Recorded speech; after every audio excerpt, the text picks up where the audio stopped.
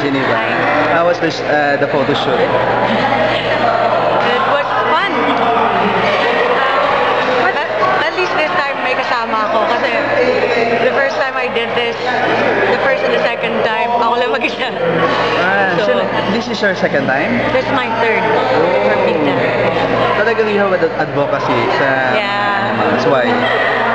I don't know, kasi it started when I was 15 years old.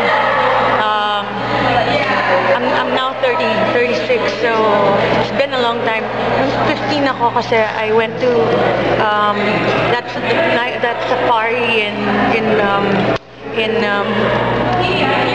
teka, where was that? Okay. Here in the Philippines? In Palawan. Yes. Meron kasi doon na parang open sanctuary. Tapos may mga nasugatan na ng mga animals. And I remember I was shooting a commercial, shampoo commercial. And I had to feed some giraffes and may mga zebras. And then parang nasugatan sila. And then after that, I told my manager, si Girlie Rodis noon, sabi ko sa kanya, Tita Girlie, I don't want to eat animals anymore. It's not because I want to eat.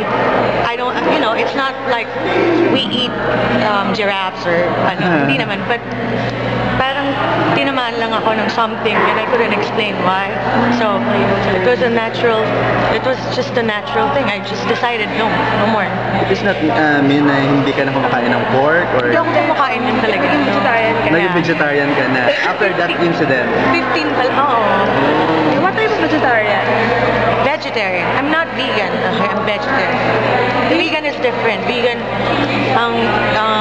kasi, well, I try not to use leather products anymore. Mga shoes, mga ganyan. Pero like, syempre meron akong mga before na mga I bought for myself, mga ganun. But I stopped buying na a long time ago pa. And I have scoliosis as well. And so I really have to take care of my bones and stuff like that. So that's the reason why we'll see if we'll get there sa pagiging vegan. Pero do you feel still, it's your third time, pero may awkwardness pa rin ba? Being naked on a pictorial? Wala. No, wala lang eh. Kasi, siguro kung mag-isa ako, but I was thinking like, bakit ko ba ginagawa to? Diba? It's not for me.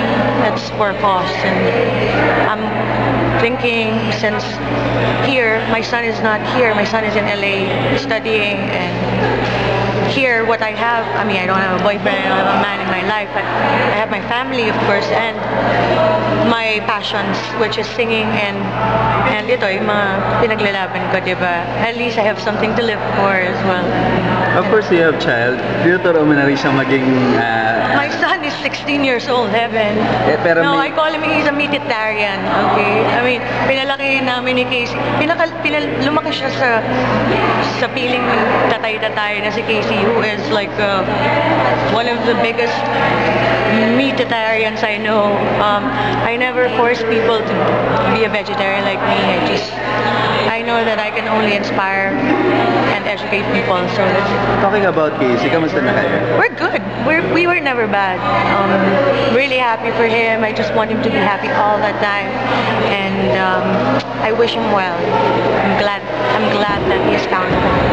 At your age, you're 36, right? 36, yeah. How do you maintain yung yung physical appearance and being cool? I'm vegetarian, so malaking factor talaga sa mga tao yung kumain ka ng meat. Lalo na dito sa Pilipinas, yung maraming mga litid, yung mga taba-taba, mga heart diseases, tumataba ka, napaparami yung rice mo, diba? Siyempre, kailangan palagi may ulam. And minsan yung ulam, mas may pata, it's not good for anyone, diba? I'm just saying, I just hope that one day, lahat ng mga tao could find their passions in life. And yun, I do yoga, I run. Basta I keep myself active and pretty active. I wakeboard as well. What made you decide to take part in this? No, Pita, when they call me and they tell me about the story, and then I say, okay, I can make it at that time, and yun. Did you invite also other, yung mga friends mo to come? I did, kaya lang parang nahihiya sila Kala nila kasi kitang-kita yung katawan.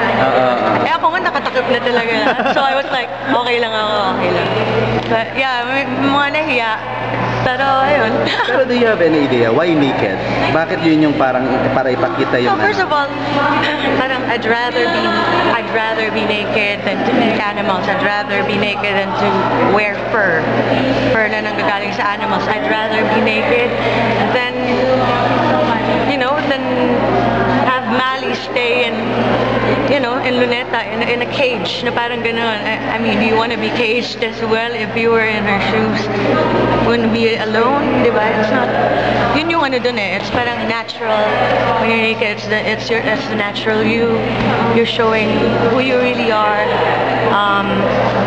Loob at labas, I guess. It's like, alam naman natin na conservative yung mga Pinoy, di ba? Pagdating sa ganyan. Di ba parang magiging notion, natatakot kayo na maging notion nila is, why naked? Para naman malaswa masyado. Parang gano'n. well, depende yan sa utak nila kung gaano kalaswa. So, that's okay. That's sex sells, we know that. And also, how do you get their attention? Really, for something this big. How will you be able to get their attention for something this big? They'll be like, there's so many elephants in the world. Why just Mali? Alam namin dyan. So, kalyo yung kapaan niya, marami rin mga kalyo yung ibang you know what I mean? People can be like that. It's human nature. But I think that the biggest, to get the attention of people is for people to get naked. So talagang human nature eh. Di ba? Kaya kanina parang, nakakagulo, ang dami eh. Di ba mga boys lalo, di ba? So, yun. So, alam nila yan, depende sa takbo ng utak. Importante ako, marami ng beses na ginanyan. But then, I don't care because I'm not doing this for them. Yung intention ko, to help.